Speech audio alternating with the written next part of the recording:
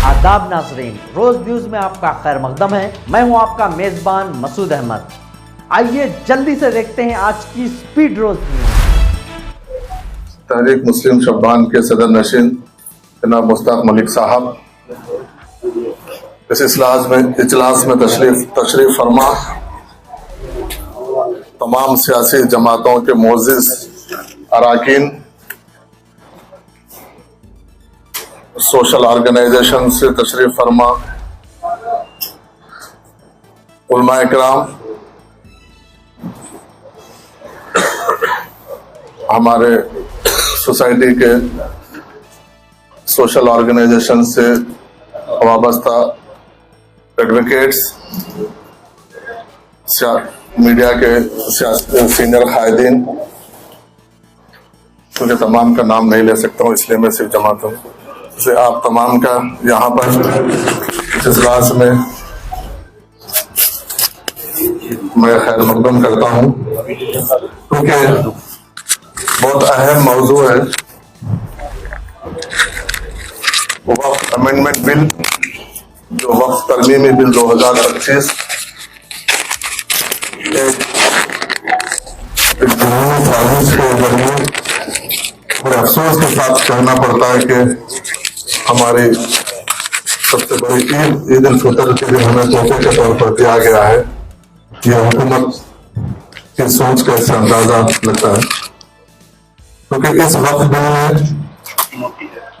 पिछले एक साल से हम लोग मुसलसल इसके साथ जुड़े हुए लगे हैं, और मैं समझता हूं कि तेलंगाना वक्फ बोर्ड एक वाहिद वक्फ बोर्ड है जो पहले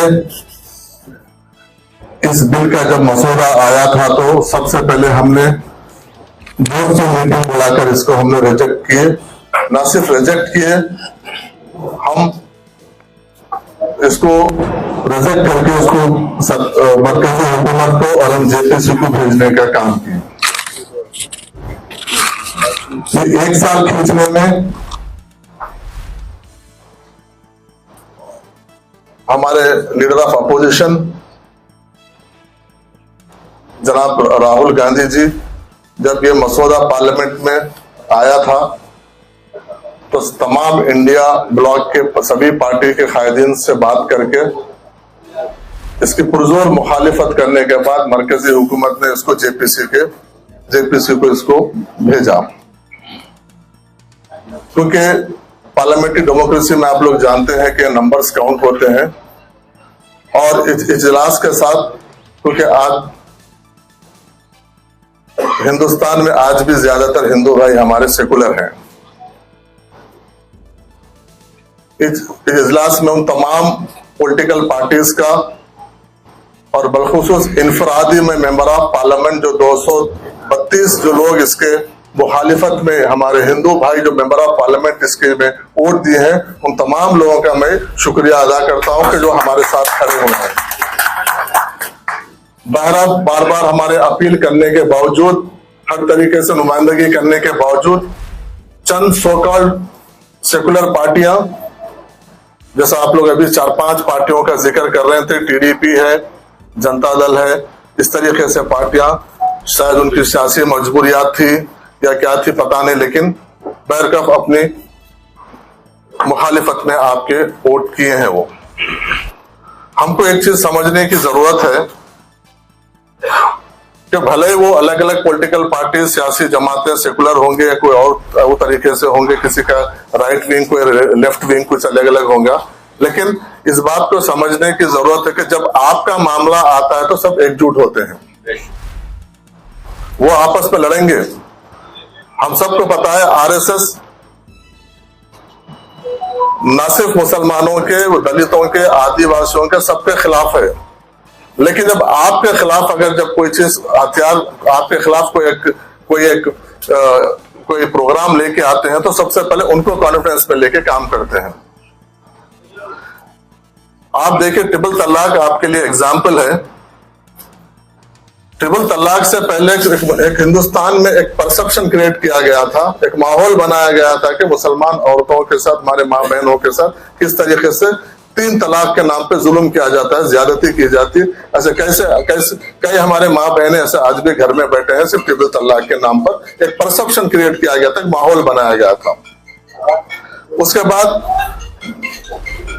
जब लोगों में घर घर तक पहुंचाने, प्लान तरीके से पहुंचाने का जब काम किए, वो काम करने के बाद हमारे माँ बहनों में भी, हमारे सोसाइटी में भी लोगों में लगने लगा कि हाँ ये बात कुछ ना कुछ होगी, इसलिए मरकजी हुकूमत ला रही है तो कहीं ना कहीं इंसाफ होगा। और सो कॉल कुछ बुरखा पहना के किसी अलग अलग फिरके के लोगों को जो अच्छा उर्दू बात करते हैं, हिंदी बात करते हैं, उनको मीडिया में लेके आके नीचे नाम मुसलमान का नाम दे दे के उनको कि हमारे साथ जुल्म हो रहा है, ये इंसाफ होना चाहिए, इस तरीके से परसेप्शन लार्ज स्केल पर क्रिएट करके उसको बिल पास करने का काम किए थे। और उसके नतीजे देख रहे हैं कि आज एक भी केस आपको कहीं पर भी ट्रिपल तलाक का नहीं दिखता।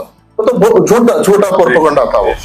उसी तरीके से वक्फ बिल जब लेके आ गया था पिछले 1-1.5 साल से एक प्रोपेगेंडा पूरे देश में कि ये मुसलमानों की जायदादों को कब्जा करे हैं, लूटे हैं, इस तरीके से करके इसका कोई मुसलमानों की आमदनी नहीं है, इसके कोई जराए नहीं है, इस तरीके से। और सबसे ज्यादा उससे हटके भी ये लोग सबसे प्रोपेगेंडा कर रहे हैं कि ये औकाती जायदादें वक्फ किए हुए नहीं है, ये सरकारी जायदादों पे लोग कब्जा करके बैठे। इस तरीके से एक लार्ज स्केल में परसेप्शन क्रिएट किया गया था।